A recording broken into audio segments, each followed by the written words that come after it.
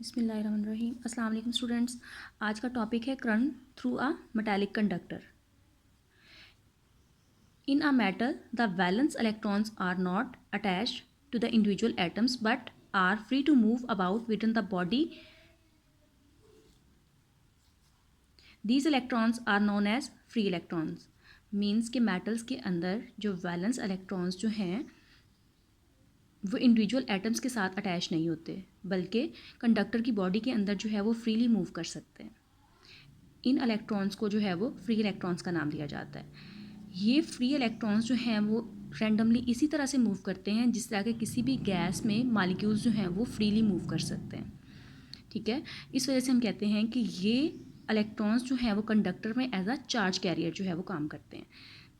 In conductor these electrons act as charge carriers.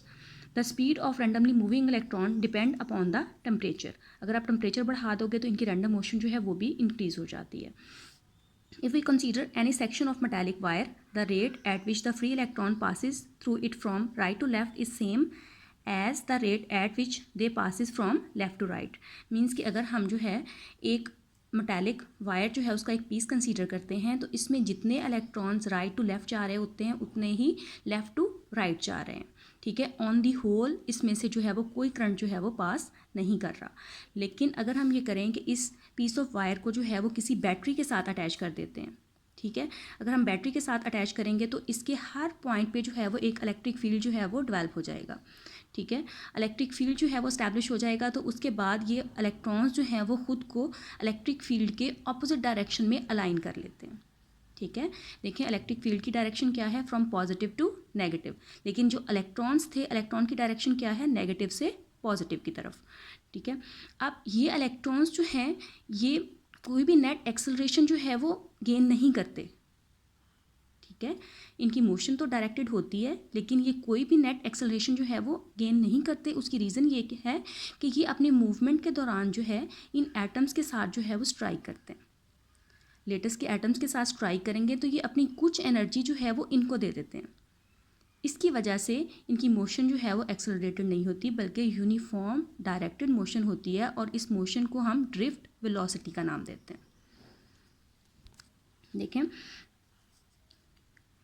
it may be noted that the force experienced by the free electron does not produce a net acceleration because the electron keep on colliding with the atoms of the conductor.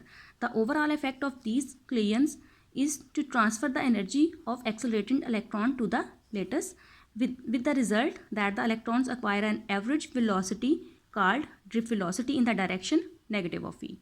Means कि वही सारा जो मैंने आपको बताया है कि electrons जो हैं इनकी मोशन डायरेक्टेड होती है लेकिन मोशन जो है वो एक्सेलरेटेड नहीं होती। रीज़न क्या है कि ये इलेक्ट्रॉन्स जो हैं वो एटम्स ऑफ लेटर्स के साथ स्ट्राइक करते हैं, अपनी कुछ एनर्जी जो है वो उनको दे देते हैं, जिसकी वजह से इनकी मोशन जो है वो यूनिफॉर्म मोशन होती है और उस वेलोसिटी को हम जो है वो ड्रिफ्ट वेलोसिटी का नाम देते हैं।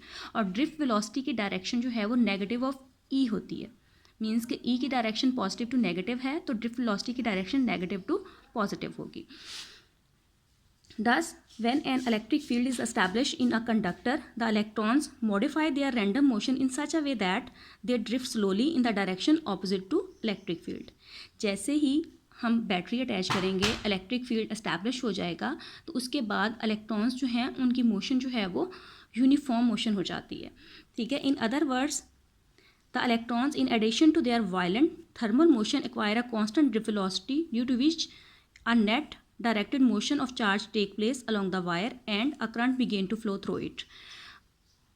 अब जैसे ही बैटरी अटैच होगी तो ये इलेक्ट्रॉन जो है वो ड्रिफ्ट वेलोसिटी के साथ मूव करेंगे और एक कांस्टेंट करंट जो है वो यहाँ पर डेवलप हो जाएगा और ये स्टेडी करंट जो है वो तब तक कंटिन्यू रहेगा जब तक कि आप जो है वो एक कांस्टेंट पोटेंशियल डिफरेंस जो है वो मेंटेन रखोगे इसके एंड्स पे। इसके साथ आप जो है वो फर्स्ट एग्जांपल देखें। 1 × 10⁻⁷ electron passes through a conductor in 1 microsecond. Find the current in ampere flowing through the conductor. Electric charge is 1.6 × 10⁻⁻19 coulomb. अब नंबर ऑफ इलेक्ट्रॉन्स कितने हैं, 1 × 10⁻⁷ और टाइम हमें दिया गया है 1 माइक्रोसेकेंड। माइक्रो जो है उसको अगर हम ख़त्म करें तो ये आ जाएगा 1 × 10⁻⁻6 सेकेंड्स। आई के लिए formula delta Q over delta T है। क्यू क्या है? चार्जेस।